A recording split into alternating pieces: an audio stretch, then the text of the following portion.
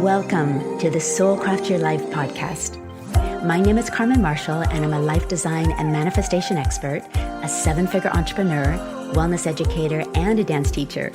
And I'm passionate about helping you create a magical and fulfilling life. Whether you want to discover your purpose, learn how to attract financial abundance, or create more health, balance, joy, and connection in your life, the Soul Craft Your Life podcast has got you covered. 1 part strategy and 1 part soul. Each week we explore both the practical and the spiritual with intriguing experts and fascinating human beings, all sharing their wisdom to help expand what we think is possible for our own lives. The goal? To help you create a life you love on your own terms that stems from your soul. Let's dive in and discover what this life has to offer each of us.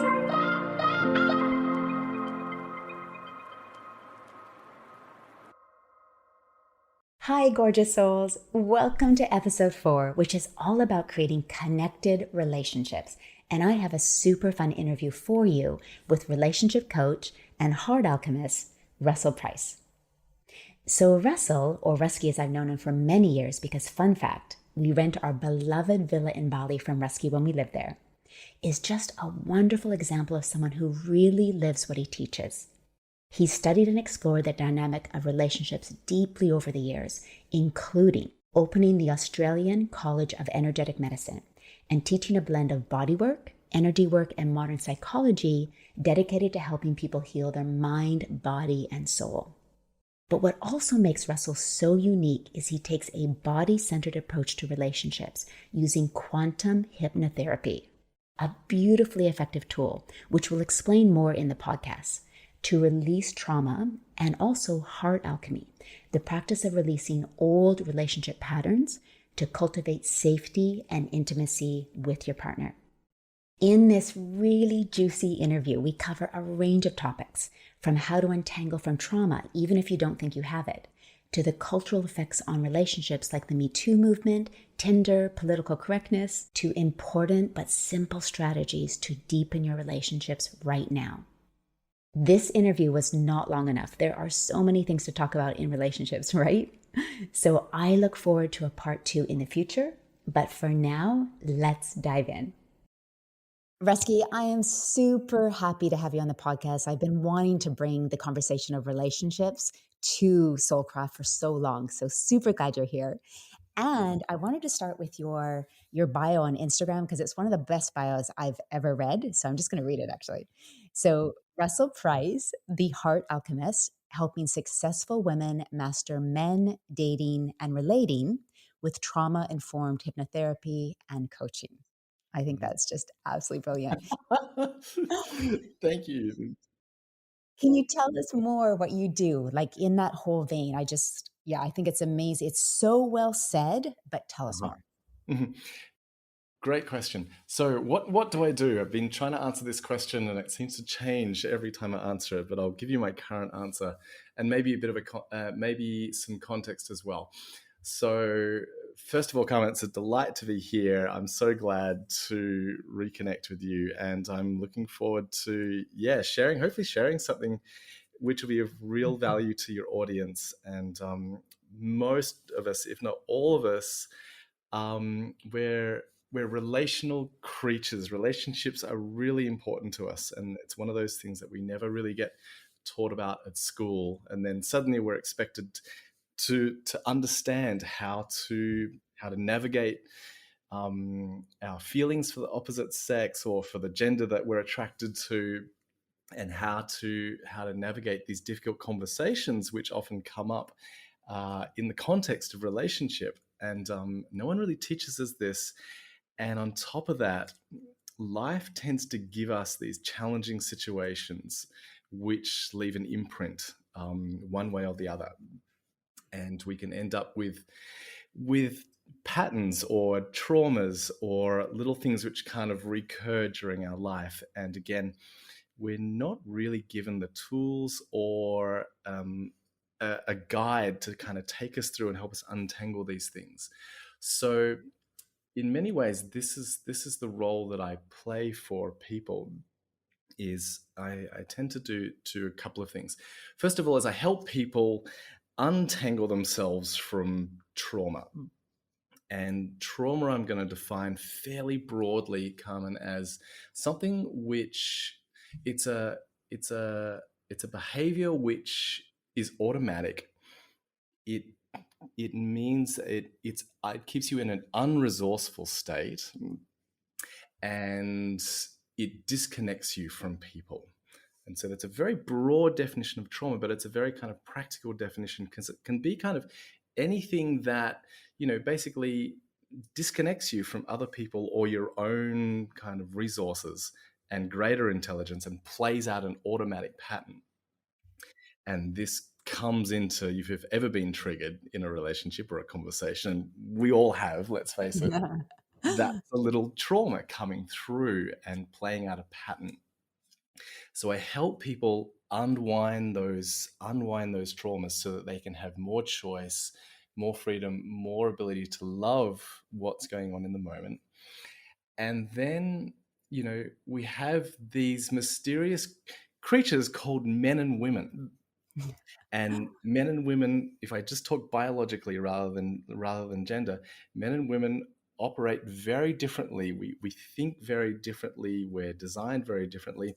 You can argue that we are very much the same, and that is also true, but it's the little differences in the ways that we perceive and respond to the world that actually make a big difference as we're trying to come together and create a relationship. And so part of my role is to kind of guide women towards understanding men so that they can just understand men better and know how to work and deal with them. And similarly, I don't do this as often, but I definitely teach men how to understand women, because I've been on my own long journey of like, I'm attracted to women, I enjoy their company, and just made so many mistakes and came up against so many of my own insecurities and my own traumas, that part of my journey throughout life was, okay, how do I understand and appreciate women so I can connect with them and have the relationship that I would like to have?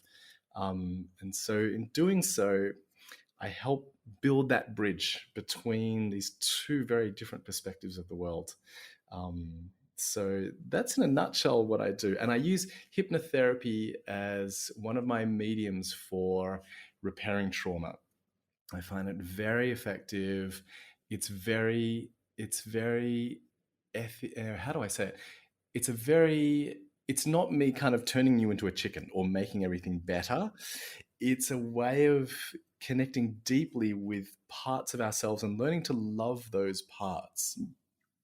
And as we create a deeper relationship with these parts of ourselves, and I'm going to talk more about parts later for sure, as we learn to develop a deeper, loving relationship with these parts of ourselves, this expands out into our relationship with people in the world around us. And Mm. so that's in a nutshell what I do. And just for our listeners, can you explain hypnotherapy in case, and probably specifically how you use it? Because there would be different types of hypnotherapy, of course. Yeah, great question. I've got a range. I've got an enormous set of tools that I use that I bring into hypnotherapy. So sometimes some of the things I do, hypnotherapy can be very swift. Like I've helped people like who might have a fear of dogs get over this fear of dogs and say it only takes 10 or 15 minutes.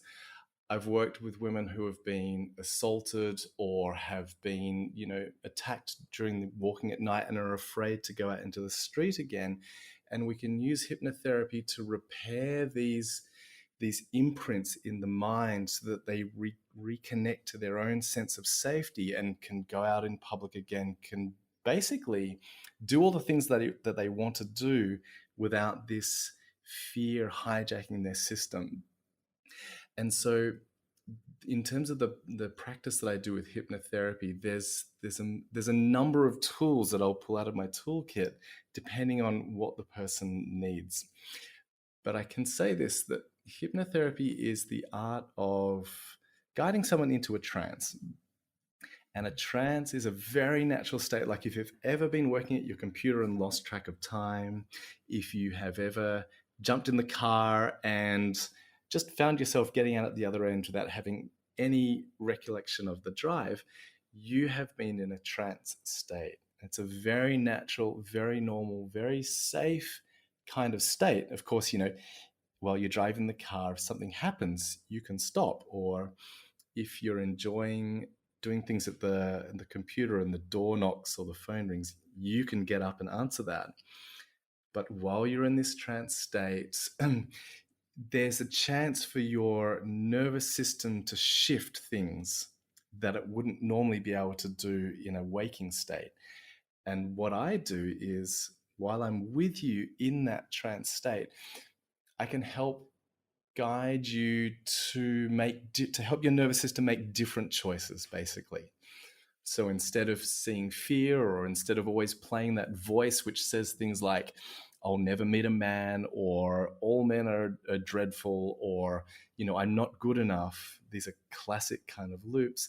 We can go in there and say, hey, how about you think about this? Or how about you say these other things? And what does that feel like in your body? And if that feels better, then we can develop that, we can expand that so it becomes a natural part of you. It becomes the place that you naturally want to rest, in a place of feeling good about yourself, as opposed to these voices which might say, I'm not enough, or I'm too much, or I'll never be good enough, or will I ever meet another man, or woman, or will I ever have the relationship that I want?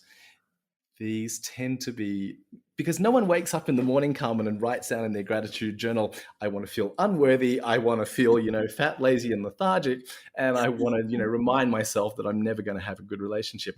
No one ever does that in their gratitude journal, but these thoughts just come up, sometimes all by themselves, these confronting thoughts. And so this is, as I said, it's a trauma. It's a negative automatic behavior. And then we need to dive down into the unconscious and just help make friends with this little voice which is coming up, so that we can guide it in a different direction. Mm, So mm, that's the power of the unconscious, because, as I said, consciously we would never do that. No one ever says to themselves, I'm going to go and eat more food than I need to in the fridge today, or I'm going to upset my partner and pick a fight. We don't do that, but these things happen in spite of us. So there's a mystery there's a mystery of ourselves, which hypnotherapy is really good at just gently connecting to. And I don't even want to say redirecting. It's more like, when you connect with your heart's intelligence, something greater about you is able to emerge. mm, mm, And I've never met anybody who, once we go a layer or two beneath the surface, isn't at their heart kind, generous, intrinsically good, and intrinsically worthy of love, and wants to give love. mm, mm, And as we connect to these parts of ourselves which lie beneath the surface of these challenging thoughts and emotions, as I guide people back to that, this intelligence naturally shifts you to the place that you want to be. And so mm, it's a beautiful practice, and it is just so effective at helping people, shift their relationship with their parents, or their brothers and sisters, or their partners, or their view of men and women in the world. And yeah, I've got dozens of success stories and beautiful stories about people who have changed their lives deeply for the better, and the mm. relationships around them.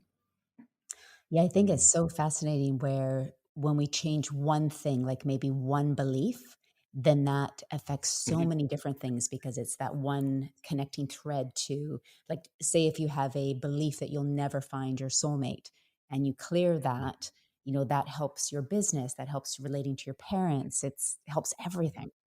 Yes, Mm, yes, yes, yes, yes, yes. I had one lady who she hadn't left the house in the past 5 years except to go to work. and she had been isolating herself for 10 years. She'd had a dreadful experience with a guy in college. And from that point onward, she'd basically put on a lot of weight. She separated herself from people. She had a lot of social anxiety. And then she got to the point where it's like, okay, I want to change this. I want to change this. And she dropped in and took the step to come and see me. And as you said, we shifted a couple of beliefs that she had about herself, which she'd internalized after this experience. And after 2 sessions, we had shifted her social anxiety because she had to go to the shops, and she just had a full meltdown crying, horrible experience in this store. And we got her, after 2 sessions, she was able to go back to that store and kind of say, sorry guys, I didn't really mean to do that, and I'm here I am, and by the way, I'd love that dress that I was looking at just before I melted down. So she was able to do that. And then when we worked on her beliefs around men, she went out on a date, her first date in like 10 years. It didn't work out, but that was great because she knew how to set a boundary as well. She was like, okay, this is lovely, but it's not for me. Thank you so much, and all the best. And after her fourth session, she'd met another guy, and they're still together today. And Wow. Yeah. it's amazing. And she also shifted. She was overweight by her own description. And as we came down to this, there was this particular number on the scales, which she said, every time I get to this number, I get really anxious. It was around the weight that she had been when she kind of had this unpleasant experience with this guy. And so this particular number was very significant, and she'd come close to it in the past. And then as we shifted her belief around what this weight meant, she was able to just shed all of that weight. And she used to be like a professional athlete, and she was able to come back down to a much healthier range. She feels great in her body. She feels safe around men. And now she's talking about, well, I think I want to quit my job. I want to start a business. I want to travel. And so, yeah, it's starting to influence all these other parts of her life. So, yeah, you're absolutely right. These things are All all so intertwined. connected. Yeah. Yeah. I think you made a really good distinction too with hypnotherapy, because a lot of my listeners, when they've asked about hypnotherapy, they've said, well, isn't that someone will make me do something maybe I don't want to do, Yeah. like the chicken Yeah. example. Yeah. Versus, I love what you said. It's like being in a trance, or you're driving somewhere and you get there. You wouldn't have had an accident. You're still there. You're not going to do something that you don't want, Yeah. but there's so much more available to you when you're Yeah. in this trance. Yeah. Yes, that's exactly right. That's exactly right. You can think of it more as a state where you actually have access to more resources, Mhm. and these normal voices which are saying things like, as I said, unhelpful things like, you're not good enough, or you're not worthy, or there's something wrong with you. These voices tend to quieten down, and other voices from your heart tend to be able to come through a lot better. Yeah. And the other thing is, in hypnotherapy, certainly the way I do it, because I'm also very trauma informed. I've also done a lot of somatic work. I've also done a lot of oh, all the things. There's a huge list. Uh, One of the important pieces is that we are co-regulating. And so what that means is, when you get triggered, let's say you're in an argument, or somebody says something, or you see your ex on Facebook or Instagram, and you get triggered, right? You get this uncomfortable feeling. You start feeling jealous or angry or upset, or memories from the past come. And that's essentially what we call a state of being dysregulated. Okay, it's hard to work on your business. It's hard to do the things that you would like to do when you're dysregulated. And that can feel like, you might have brain fog, or you might be indecisive, or you might be really anxious, etc. When you're working with somebody who can hold a space for you, where you can meet these feelings without being dysregulated, this is where you get to metabolize these uncomfortable feelings and shift them, because I'm helping you regulate your system. We're co-regulating. Mm, And from that place, this is the place in when we combine that with a little trance state, when you're relaxed and you're open and you're just more curious rather than trying to resist mm, these feelings. This is when the nervous system starts to release that tension and to reveal more intelligent parts of yourself, mm, more of your heart, what I call the gift of the heart. mm, And mm. from that place, everything changes. Ah, Yeah, it's amazing. I had a client who was she's very, very successful. She is she was a top executive in an Amazon or a Twitter kind of company, Silicon Valley company. She has a couple of kids who she's also doing her MBA. She has a degree in psychology. She keeps fit. She's just an amazing woman, and she ended up in this dreadful relationship with a narcissist who was just gaslighting her for a couple of years until she kind of pulled herself out and just went, how did I let that happen?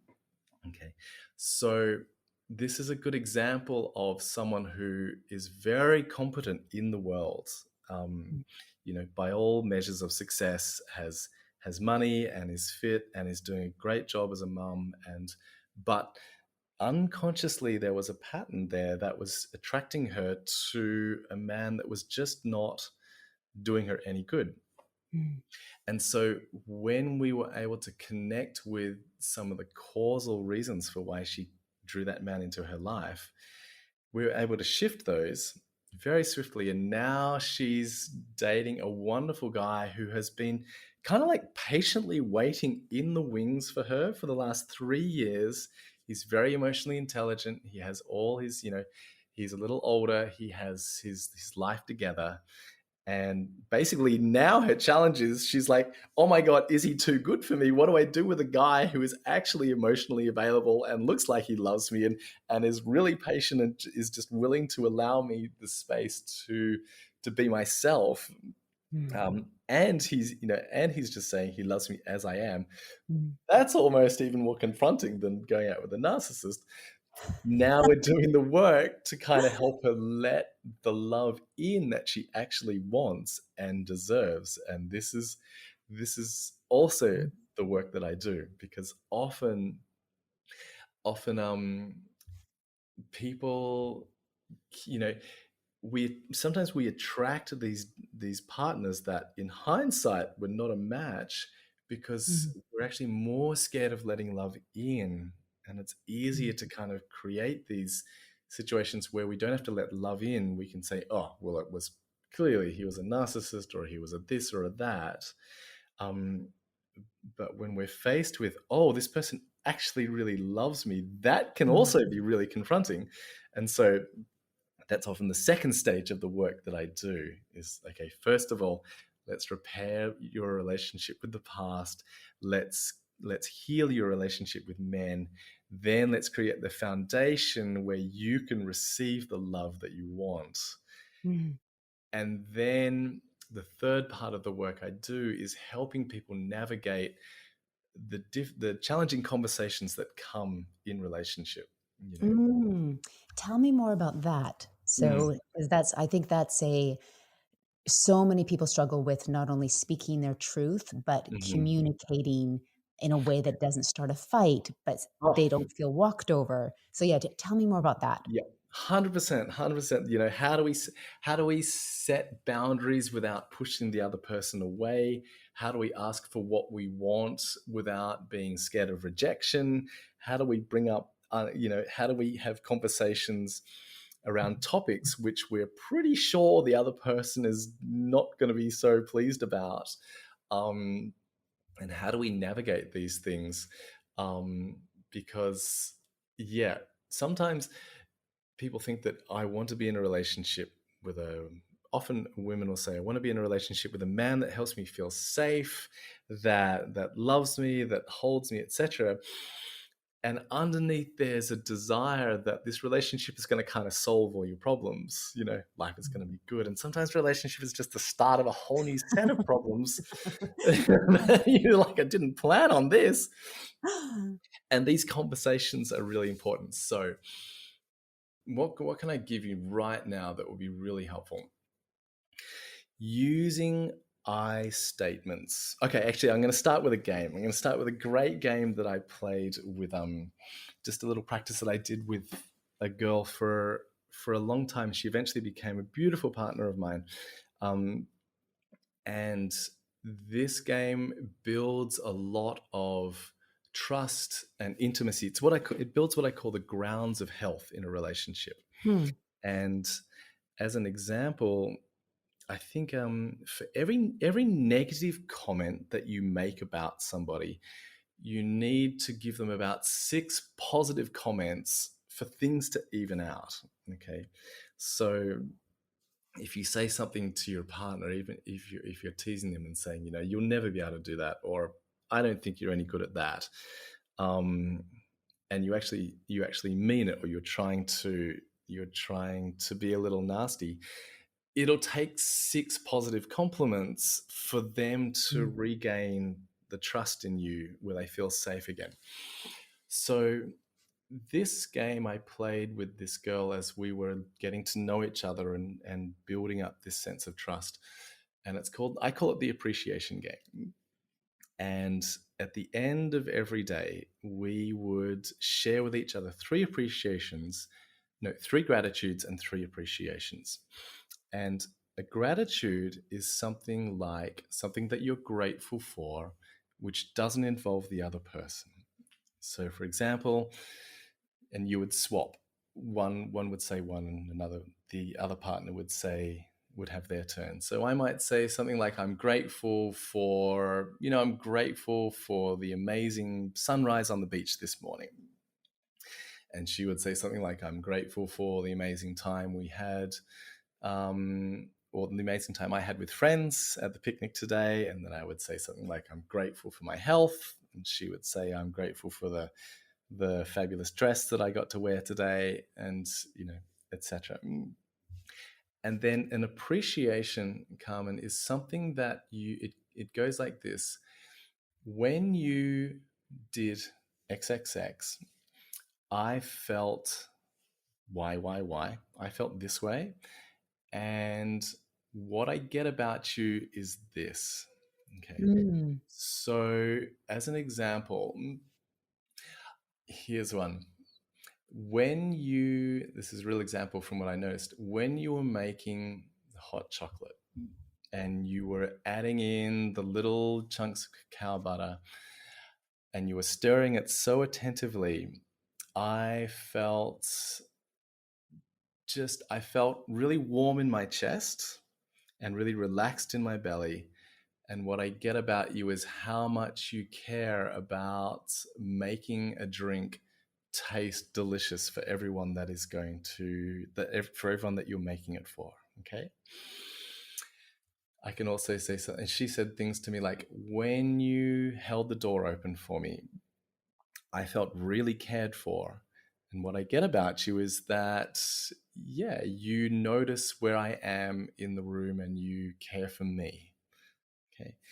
It's these little things. Another one is like when you invited me over, and you said, let's eat, and then you set the table, I felt cared for. And when I saw you set the table with the candle and the special cutlery and the plates and a little flower there, I get how much beauty you bring to the world and how much you want to share that with someone like me. Okay. So these are appreciations. These are ways in which you can share with the other person the little things that you notice that make an impact on you. And it just builds this deep sense of trust, like, oh, what I do matters and is noticed by the other person. Because at the end of the day, I think don't we all as adults want to be appreciated and loved and seen? Yes, Yeah, yes, 100%, 100%. There's beautiful. Mm. like when we're little babies, when we're tiny little babies, we, you know, we vomit on ourselves, we shit all over the place, and our parents just go bananas. They're like, "Oh my god, you are the most amazing thing I've ever seen." And like we're just lying there gurgling and not doing. We are just we are deeply loved as we are without needing to be any different. And then at some point, something changes. And suddenly we have to do things or not do things. It's like, don't draw on the wall. You have to be quiet when Aunt Jane comes over. Or, wear these clothes because otherwise you'll get cold, And in this moment, something happens where I think we go, oh, I'm not lovable just as I am.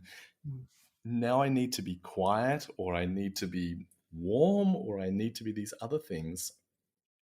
And and so then we go around trying to figure out, how do we get that love back mm, that we just mm, so easily got? And then it gets worse as we get older. Then we need some then we become these people who think, oh, I need to be successful, or I need to earn a certain amount of money to get love, or I need to look a certain way to get love, or I need to have certain things in order to be loved. mm, mm, And the appreciation game is like reminding us, you just need to make coffee the way that you do. mm, You just need to set the table the way that you do. You just need to hold the door open the way that you do for everyone almost. mm, mm, And you're loved, you're appreciated, you're noticed for it. And it mm, brings us back to that state of our own intrinsic goodness, which mm, and I remember having a really challenging time one day with this girl that I was talking about. I got quite triggered by something she said, and it was just an offhand remark. She wasn't meaning to upset me, and I could have gone away and sulked, which is kind of what I do. And instead, because we'd spent a month together doing this appreciation game, I knew that at the end of the day, she would share with me three things that she noticed and appreciated about me. And when I felt into that that feeling, I was like, this is okay. I know that this person holds me in such high regard that mm, I can just let this trigger come up, but I don't need to make a fuss out of it. mm, And mm, mm. it was just so helpful. It was so helpful for everything. Mm. Yeah, it's what a beautiful practice for whether you're getting to know someone, whether you've been in a relationship for 6 years. I mean, that's a beautiful Yeah, practice. Mhm. yeah, absolutely. Mhm. I recommend you can do that with anybody. You can do that with your friends, your loved ones. Mm. It's such a great little practice. I love that Um, you shared that. mm, Which makes me I wanted to ask you this at the beginning, I don't wanna forget this question. What mm. made you get into this work? Because I think we all have a purpose and there's a reason why we do what we do. For you, what is that? Like, what made you so passionate to help people with their relationships? Oh, I think because I have, it's a great question. I'll give you several answers. One of them is that I'm always thinking about people and relationships and connection. It's the thing that I kind of obsess over, language, Mm, how do people operate? How do I operate? How can we make things better? It's just, some people obsess over computer games or business or other things. I obsess over relationships. Um, Secondly, I think in my own personal journey to heal that wound that I'm talking about of, is there something wrong with me? Um, am I broken? Am I worthy? In my own journey to kind of repairing that wound, I just found that if I could connect with people better, in some ways, if I could connect with people better, I could get the love that I was seeking. mm, And as I built up those skills, And as I became more complete in myself and was like, I don't want to say the word manipulate, but as I was becoming, as I was coming from a place of deeper self-love, and then able to kind of share that with people through these beautiful communication skills and this capacity for empathy and love that I have, the more I could see that, gee, if this person could have said that differently, or if they were aware of the impact and could have changed things, that whole argument could have been avoided, or things could have been so much different. Or these communication skills, I think you were loosely connected at this stage, but these communication skills helped me navigate that challenging situation in Bali, with our houses, which was like literally a $5 million conversation. So the skills that I use and teach within intimate relationships are also have real world business Mm. applications, and things across the board. So Yeah. for me, also, I'm very lazy, Carmen, and I found that if I can communicate in a way where people just get on better, then it just makes my life so much easier. Um, so Mm. yeah, there's a number of reasons. Yeah, and it I just think seems to be my natural propensity. Yeah, which I think is really so intertwined with our purpose. Like our wound is such our gift because Mhm. it's what we're most interested in to heal for ourselves. And we stay so intrigued with it because it's our own journey, Right. so Yes. we want to perfect it. We want to get better. We're obsessed by it. So yeah, our wound is always, I think for me, I've always wanted to create a life I just loved living, and my Uh-huh. business and my health. And so that's what I wanted to teach because I wanted to figure it out for myself too. So Yep. I think that's for anyone listening, like all of our listeners, like, what is it that you want to figure out for yourself? That is often what Mm, you should be teaching. totally. Scratch. And I think that wound is a gift, because Mm, it's the itch that you keep scratching. I mean, yeah. Mm, my childhood wound was one of neglect. Okay, so I was not born with an instruction kit, and my parents didn't have a manual for how to love up Ruskies, little Russels. Um, and as a consequence, I didn't receive the nourishing, the nurturing, the love that my nervous system needed. And so pretty much, I have spent the rest of my life finding ways to receive that, mm, and finding ways to kind of create that love in the world around me as well. I'm very much the diplomat. I'm very much the peacemaker. I'm very much the one who can see both sides. mm, I'm very much the one who can communicate between those sides to kind of create a sense of harmony as well. mm, And that's that kind of obsession, that wound, that curiosity and desire in myself to create more love is mm, uh is kind of what drives me as well. mm. Mm. And I think you've transferred it really well for how it works for each individual, different personalities, Mm. different human design. Like it's Yep. not just you figuring out for yourself. It's like, well, how can I help everyone figure it out for themselves? Rusty, do you feel, because I know you've been working with, in this field for quite a while in some way or another.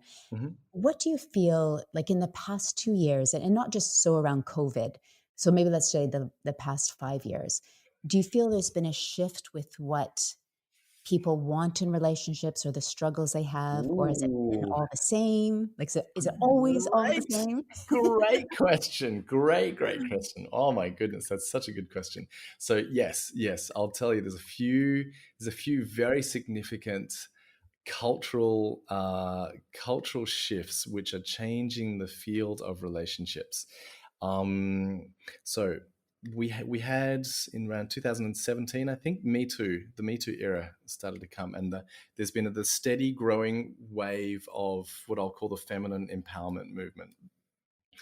Women supporting women, and in the Me Too era, a lot of powerful men just being exposed for the dreadful things that they've done, and this combination of, and on top of that, there's been a lot of, certainly in my circles, a lot of rise of women, female entrepreneurs, and men, I think, are lagging in some way. There's definitely been a rise in men's emotional intelligence, in the number of men, yeah, joining men's circles, learning about their emotions, becoming more emotionally available.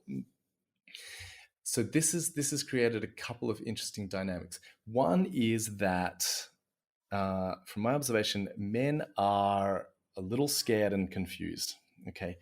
And the consequences for getting it wrong as a man are very high now.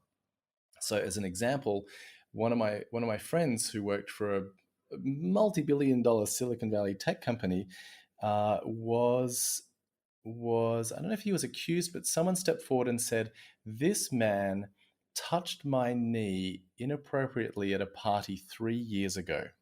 Okay. And the management had to let him go. And so I don't know. That was, I mean, that was kind of all. Obviously, I wasn't at the party. I don't know if anybody in the board of management was at the party. From my perspective, he was a lovely guy. And I think even more concerning is, for me, I'm a very kind of touchy-feely, naturally touchy person.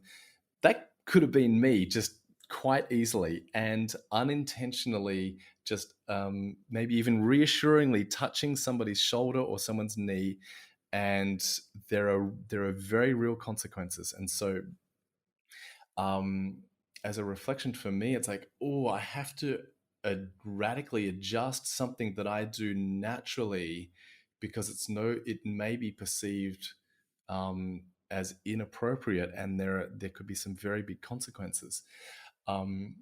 So at the same time, as men and women become connected to more spiritual teachings and the teachings of polarity and the difference between masculinity and femininity, there's a teaching around to the masculine of, like, women want to be claimed, they want to feel your desire. Okay. And so as a man, I'm like, okay, women want me to approach. It's very clear amongst the majority of women that I speak to that they want men to approach. But if we do it wrong, we could either be accused of just being a predator, or we could be rejected. Okay, which also is dreadful. That's the burden men bear. It's like, oh, I'm Yeah, gonna get you got rejected. more to worry about now these days. Exactly. Yeah. So the consequences of getting, if I send you a text message, or I reach out to you, or I ask you out, the consequences are either going to be that I get rejected, or I come across as too strong, or I come across as weak. And like, who is this guy? Let's say that I wrote a post about this earlier. It's like, let's say that I go, "Hey, what you doing Friday? Want to have some beachy good times? Let me know either way." And a woman can perceive that as, "Oh, great, he's asking me out." Or she could go, "Oh, what a loser. Tell me which restaurant you're going to be. I want to be claimed. I want to know. Give me a time and a date and a restaurant, and be really clear that you want to hang out, instead of just like whatevs. Mm. But if a man goes the other way and says, "Meet me. I will pick you up at 7 o'clock. Wear a white dress and heels. We will be going here." She could go, "Who are you to tell me what to wear? I want to choose the restaurant because I have dietary requirements. How dare you not ask me in the first place and assume that I'm actually interested in you?" Okay. We can't So many tell. landmines. Right? Yeah, we can't read the minds, and as I said, the consequences can be very high if we get this wrong. So I think that's one of the challenges. Okay. The other, there's a couple of other challenges in the world of Tinder and online dating. We have so much choice. We have so much choice. Um, and it's so easy to discard people that don't match our high expectations. And we kind of have this disposable culture, and this sense of, and I think this is both with men and women now, both it's easy to swipe right and just to keep going until you find someone that's better, and this sense of like, well, I'm just going to wait until I'm not going to jump in because there might be something better around the corner because there's so Mm. much choice.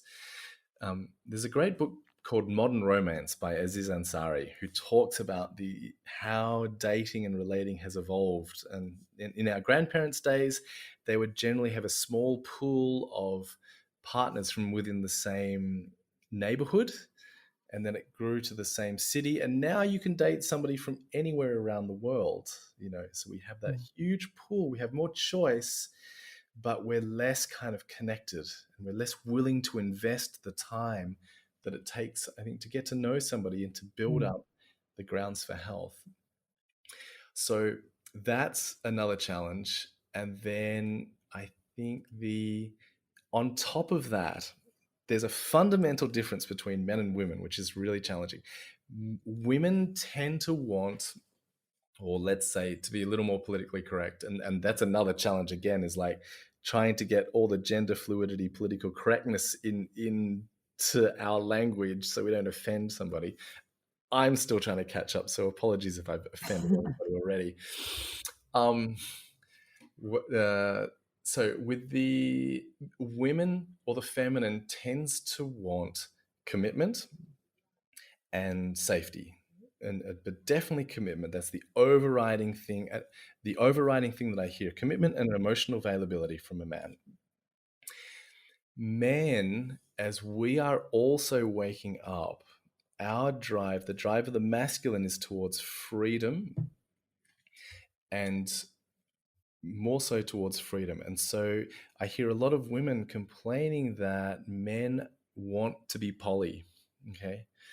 And this is a real challenge because they want the commitment. And men, I think, are learning to, just as women are learning to express their needs and what they want, men are like waking up to this, oh, I have this masculine drive which wants to meet, to sleep with anything with 2 feet and a heartbeat, and I have to express it because I need to be honest, and I need to declare what I want. And so we're having this interesting thing where men are actually claiming what they want when they're saying I want to be poly, but it's very different to what women want. And so women are still kind of Mm. feeling very Mm. frustrated by this, Mm. by how can I meet the life partner that I want, that my very bones and my body desires. But we're now in a culture where men are more often choosing polyamory, where there is so much choice, and where we're told that you can have whatever you want, however you want it, um, and there's so much choice around. Mm. So these are all very Two challenging. questions with this before you go on, because this is such a fascinating topic. Yeah. Do you feel, number one, that men are waking up like they have to be authentic Mhm. and really claim what they want as well?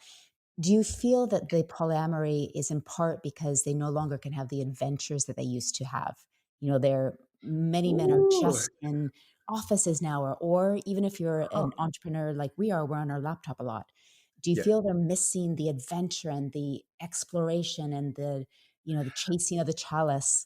So does that play into it? And then Right. secondly, Uh-huh. with polyamory, have you, because of course, living in Bali, we had a lot of polyamory just everywhere. So you're very used to Mhm. it.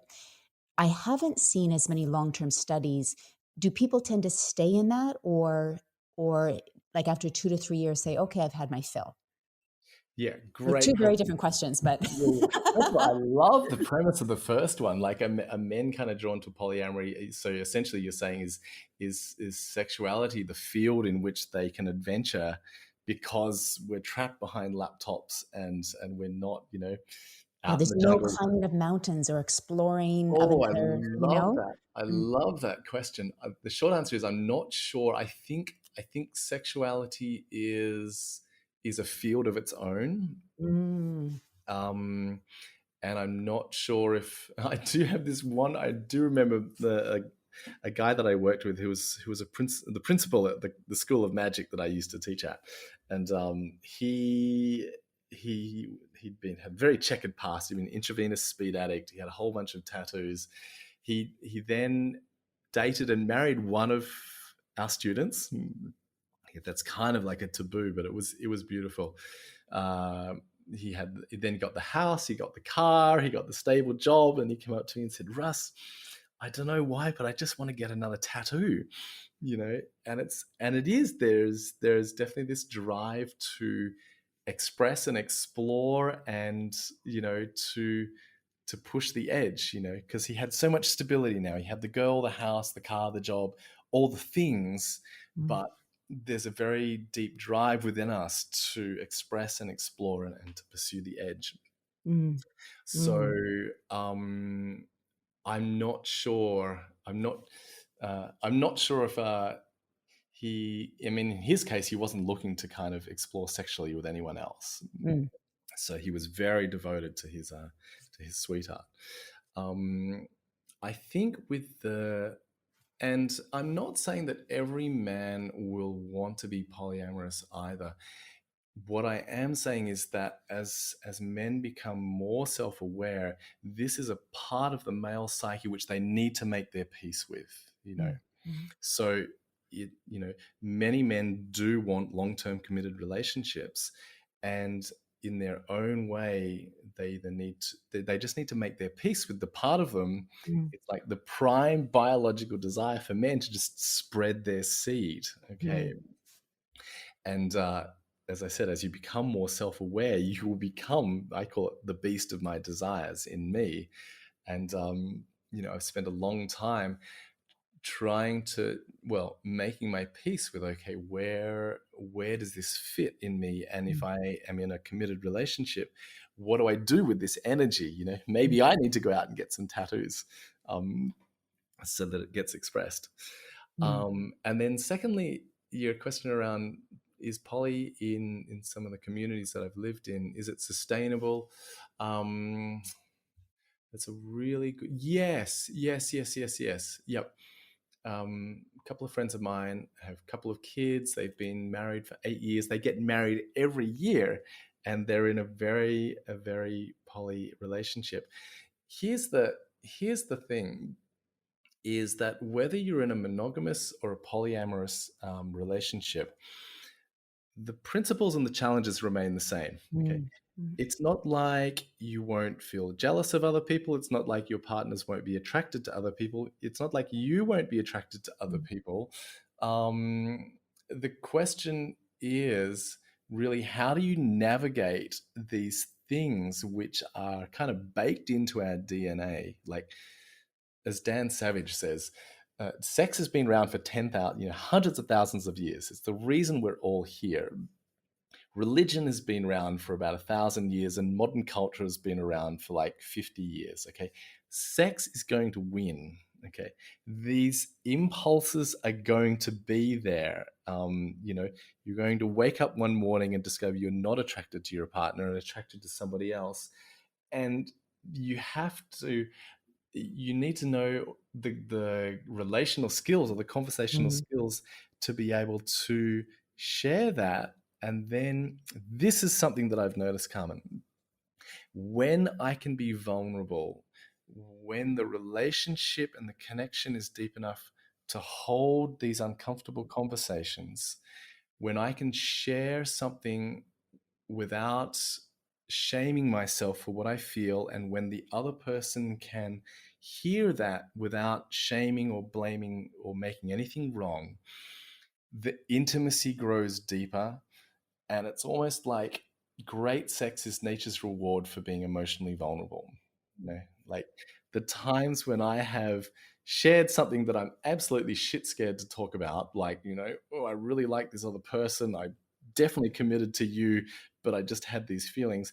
and my partner can hear that without shaming me, I'm like, oh my God, I felt so bad and so guilty about that feeling. But now I see that you are still loving me in that place. And I just like magnetized towards my partner again. Whereas the act of not telling her creates a separation. And so I think that this is one of the keys to long-term relationships, is being able to constantly have these challenging conversations, which increases the vulnerability, but then the deeper connection.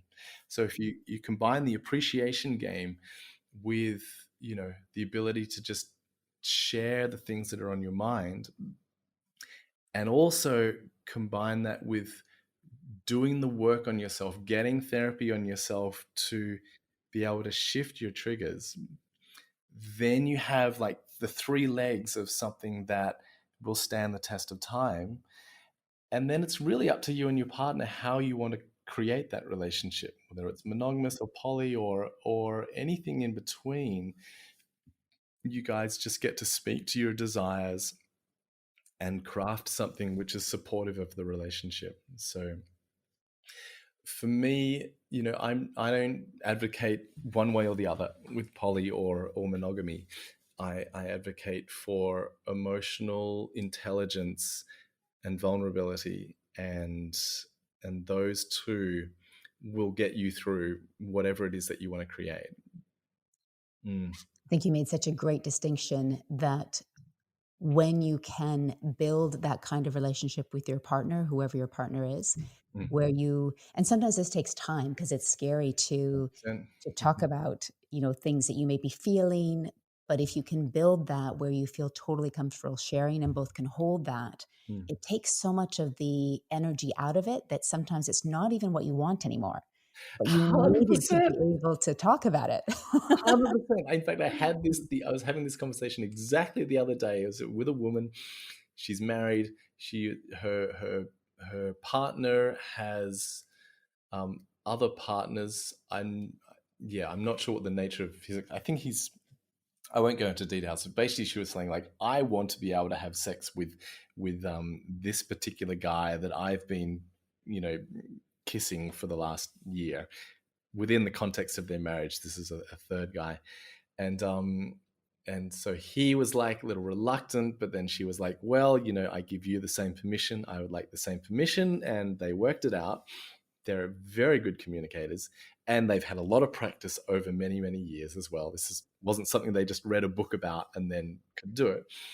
And then when he gave her his full permission, great, if you want to sleep with this guy, with my blessing, and I will still love you, and I'm here, etc. And then she was like, I don't think I want to do it anymore. She's like, oh, I've been thinking about this for months, and now I don't want to do it anymore.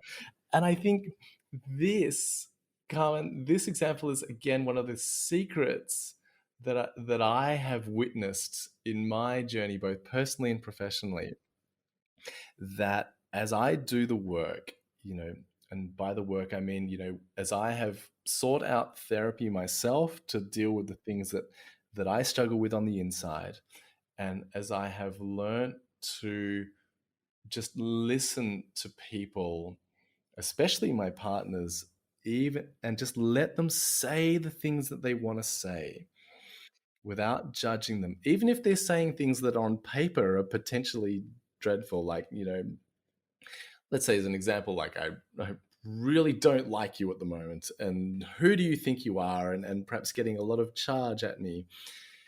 The more I can hold that without getting triggered, and the more that I can simply see their light and give them full permission to be who they are, and do what they believe in,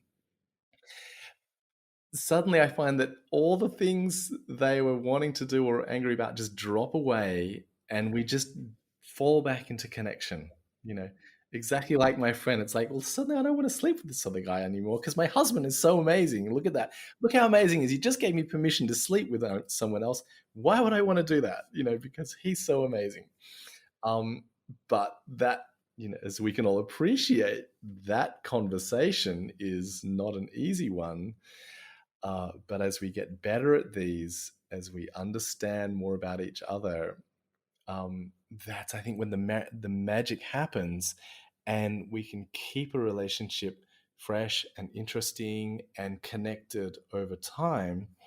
Because the good and bad thing about life is that it's always going to give us situations which are just like, oh my God, what am I going to do here? Life is always throwing us situations. And we think, we would just want safety and security and the relationship to stay the same, but we don't actually, because it would become so boring. Like, it's 100%. if you can get to that place, and that's why it is all of my growth has happened when I seek out mentors, like, Mhm. when I did the hypnotherapy session with you, when I had a coach that helped me learn to speak my truth 15 years Mhm. ago, Mhm. because those things I really believe, especially around speaking your truth and then being able to be in communication with your partner or your significant other, Mm. changes everything. And then Yeah. that is what keeps your life interesting and alive Yes. and Yeah. passionate, and Yeah. Yeah. it's not necessarily easy, but it's so worth it. 100%. That's right. It's not easy, but it's worth it. And learning this set of emotional intelligence, like Mm, you said, how to speak your truth, mm, and working through your own traumas.